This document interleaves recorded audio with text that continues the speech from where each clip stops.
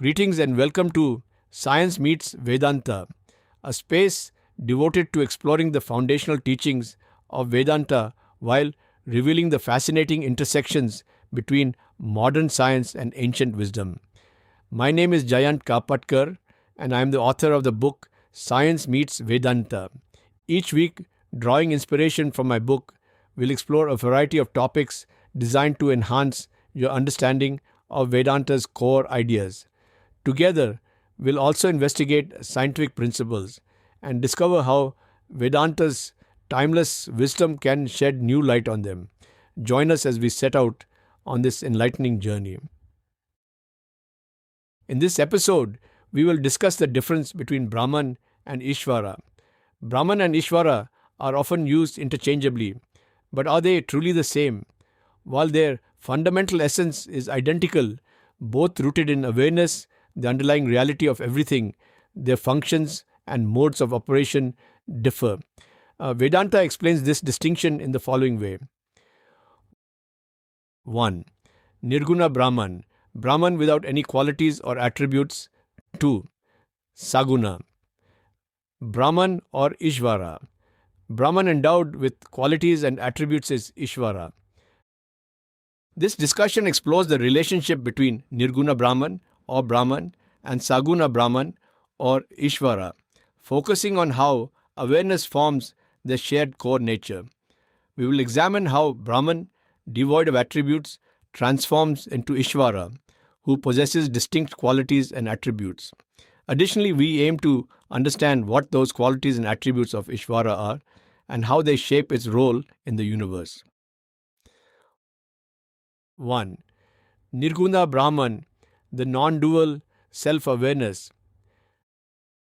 The first question to start the discussion is, what is awareness? What is self-awareness?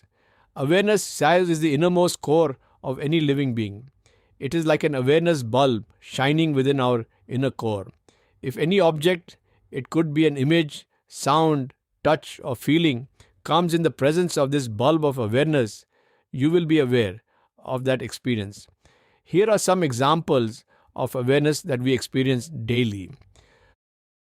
How do we know the tree is green? Because we are aware of it. How do we know sugar is sweet? Because we are aware of it. How do we know the smooth touch of silk? Because we are aware of it. How do we know we are listening to music? Because we are aware of it. The common thread to all these questions is awareness. It would seem awareness is a prerequisite to observe any kind of object. Without awareness, we would not know any objects which are perceived by the 5 senses organs: eyes, ears, nose, tongue, and skin. These objects from the sensory organs must encounter awareness, and then only we can observe the object. For an analogy, let us think of the sun. If there is no light emanating from the sun, the entire world will be dark. Anything and everything become visible only when there is light. In the same way, when any form encounters the light of awareness, we become aware of the object. If there is no light of awareness, you will perceive nothing, not even the sun. At its core, awareness consists of 3 essential components: the subject, the object, and intelligence. Each of these aspects holds a distinct power. 1. Subject holds the power of the knower, representing the aspect of awareness that is the witness or observer. 2. Object contains the power of the known. This power manipulates awareness to become any object. 3. Intelligence embodies the power of knowing, the capacity that enables the interaction and recognition between the knower and the known. Together, these 3 powers work in harmony, forming the basis of our experiences. For a more in-depth exploration of these ideas, consider listening to the episode Understanding Self-Awareness, which delves further into nature and mechanics of awareness. It's essential to understand that the subject, object, intelligence, and the 3 powers are not separate, external entities existing out in the world. Instead, They all exist within awareness itself, and together make up what awareness is. Wherever there is awareness, you will find the subject, object, and intelligence, as well as all three powers. For instance, as you listen to this episode right now, you are experiencing awareness. The part of you is a listener, which serves as the subject. The words you hear are the objects, and intelligence is what allows you to comprehend what you are listening. All these elements arise within your own awareness. What is self-awareness? Our inner core is full, complete, and it stands alone. For awareness to be full and complete, it must be self-aware. Self-awareness means that self is aware of the self. Self is aware of itself. This has a feeling of completeness. Here you will notice self is the subject or observer, self is the object, and self is the intelligence.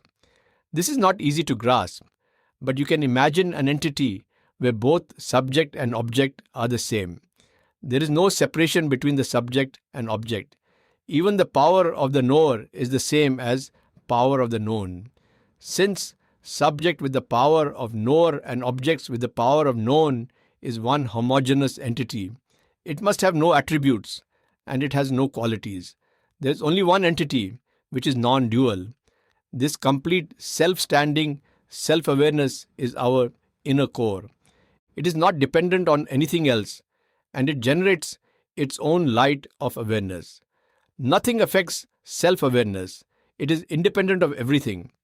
It is always at peace. Peace is its inherent nature.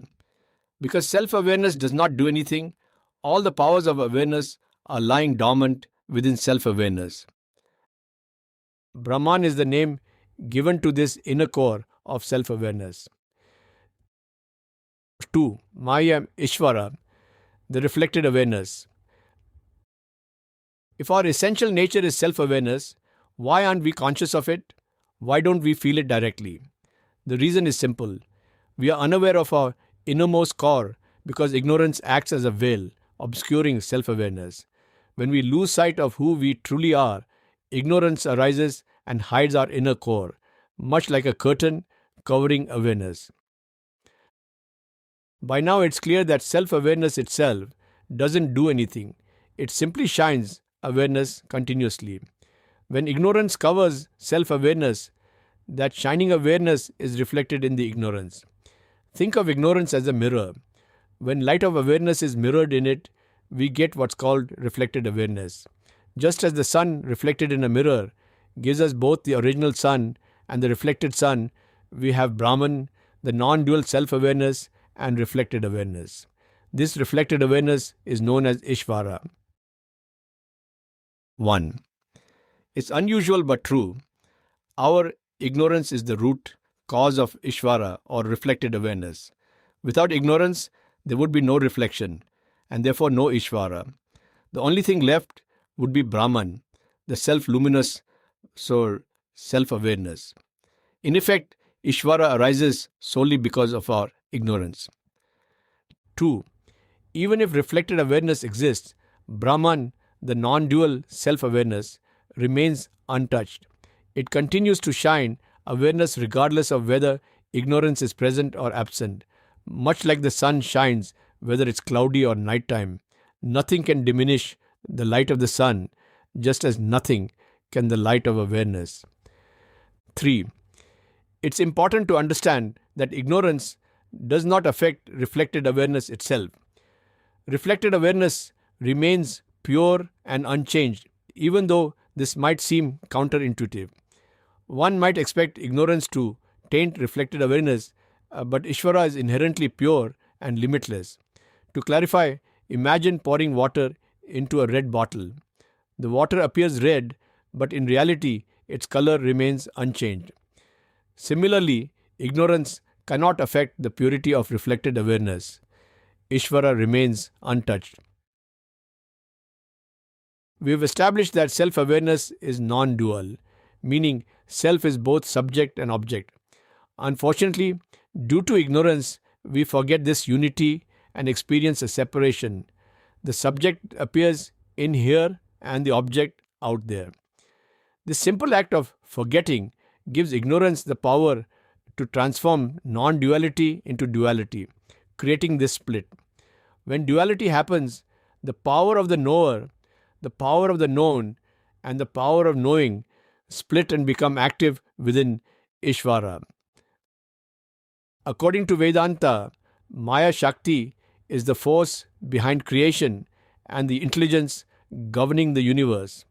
The powers of knower, knowing, and known are present in reflected awareness. Together, they constitute Maya Shakti. Maya Shakti is the power of knower plus power of knowing and the power of known. This Maya Shakti is embedded within reflected awareness, and Ishvara uses it to manage and control the universe. Maya Shakti is the defining quality and attributes of Ishvara. Let us discuss each of the three powers of Ishvara to understand their attributes and qualities. Power of the knower. If we pose the question, who is it that sees the tree, hears the music, or tastes the sweetness of chocolate, and how do we do so? It becomes clear that the answer is not straightforward. Most of us take these experiences for granted and rarely reflect on their deeper significance. It is the force of Maya Shakti, particularly the power of the knower, that enables us to perceive the tree, listen to music, or savor the taste of chocolate. The power of the knower shapes awareness, allowing it to act as the subject or observer. Through this power, the observer can assume a variety of roles. Within each person, this single observer is constantly changing. Sometimes it is the seer of the tree, other times it's the listener to music or the taster of the chocolate. With every new experience, the subject adapts quickly and seamlessly, taking on new roles.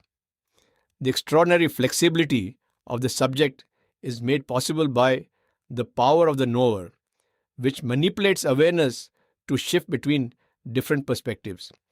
This power is one of the great attributes of Maya Shakti within Ishvara, and we use this power with every experience we have. Power of known. How do you know an object exists? The straightforward answer is that you are aware of it. Your awareness assures you of the object's existence. If there is no awareness, the object effectively doesn't exist for you. You simply wouldn't know it's there. Awareness is the foundation of everything you perceive. For you to experience an object, your awareness must fill it, taking on its shape so you can recognize and be aware of it. The power of the known is what enables this process. It shapes your awareness so that it conforms to whatever object you perceive, similar to how Play-Doh can be molded into different forms, like a car, a tree, or a house. Just as Play-Doh can become anything, the power of the known can mold awareness to fit any object. For example, if you notice a car parked outside, it's the power of the known that shapes your awareness to take the form of that car. When you hear music from your device, your awareness fills the music, making it a conscious experience. If you savor the taste of chocolate, it's because the power of the known impresses the flavor onto your awareness. In each case, awareness is the essential ingredient present in all objects. While objects may appear different, their underlying content is always awareness. Since awareness is identified with Ishvara, it follows that all objects in the universe are composed of Ishvara. This realization is profound and invites deeper reflection, encouraging you to see the world around you in a new light, understanding that everything is fundamentally Ishvara in various forms. Maya Shakti is the force which allows Ishvara to become all the objects in the universe. The power of knowing. Awareness serves as the source for all possible knowledge and intelligence, a vast internal digital library. Nothing that can be known or understood is missing from awareness. 1. If you are aware that 2 plus 2 equals 4, it's because this understanding exists within awareness. If you know calculus, is because the entire body of calculus knowledge resides in awareness. If you speak Sanskrit, that knowledge is also stored within awareness. Every lesson learned since birth draws from this immense storehouse. Initially, ignorance conceals this knowledge. When you remove that ignorance, the power of knowing reveals what has always been present in awareness. This is how you learn, comprehend, and become aware of new information. In truth, the knowledge we access is just a tiny fraction of what's possible. The rest remains veiled by our individual ignorance. Through dedicated effort, the power of knowing can help lift this veil, granting us access to whatever knowledge we seek. It's remarkable. All knowledge resides within awareness, waiting to be discovered. 2. Likewise, all intelligence is present within awareness. Logical reasoning, inference, creative insight, the ability to connect ideas across different fields, and memory. All these faculties and more are available within awareness. Yet our minds tap into only a small portion of this vast intelligence. In essence, awareness is not only the repository of every conceivable piece of knowledge, but also the wellspring of all intelligence. It follows then that Ishvara can be understood as this very awareness itself. We hope this discussion has clearly shown the difference between Brahman and Ishvara. Brahman is the self-shining, non-dual self-awareness. It is without attributes and qualities. It simply radiates and shines awareness. Because of our ignorance, Brahman gets reflected in ignorance as reflected awareness. This reflected awareness is Ishvara. Maya Shakti is lying dormant in Brahman, and because of our ignorance, this Maya Shakti is activated and this Shakti is wielded by Ishvara to create, manage and control the universe. If you are interested in delving deeper into topics like this, we invite you to discover more in my book, Science Meets Vedanta, available on Amazon. Additionally, we offer a growing library of podcasts covering many different topics. Feel free to browse through them at your convenience. If you enjoyed today's episode, we encourage you to share it with your family and friends. Don't forget to subscribe to our podcast so you never miss an upcoming episode. Thank you for tuning in. We look forward to connecting with you again soon.